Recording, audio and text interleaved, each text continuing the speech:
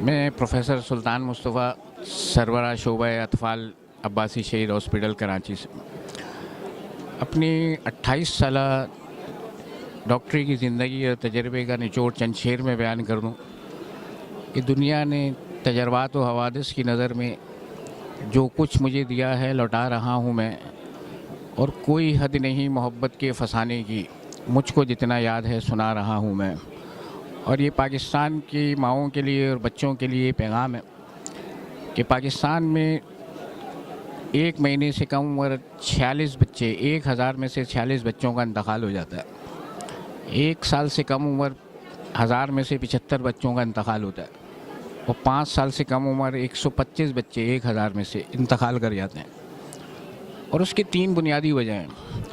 25% بچے وہ ہوتے ہیں جو ڈائریا سے مر جاتے ہیں، اور 25% بچے وہ ہوتے ہیں جو نمونیا سے مر جاتے ہیں، اور 25% بچے وہ ہوتے ہیں جو بچایا جا سکتا ہے ویکسین لگانے سے۔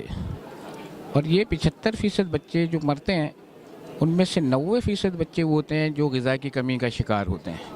یعنی پاکستانی بچوں کا اور ماؤں کا اگر بچوں کی صحت کا خیال رکھنا ہے تو 4 چیزوں پہ توجہ دینی ہے۔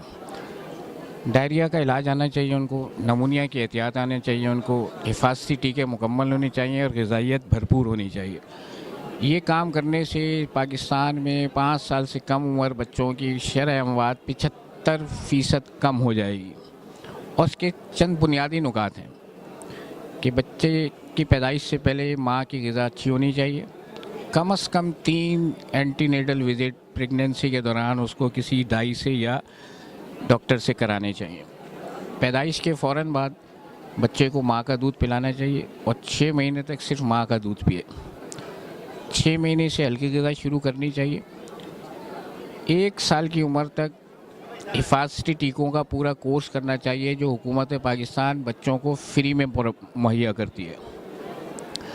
اگر بچے کو ڈائریا ہو جائے تو نمکول، جس کو ORS کہتے ہیں، وہ پلانا چاہیے۔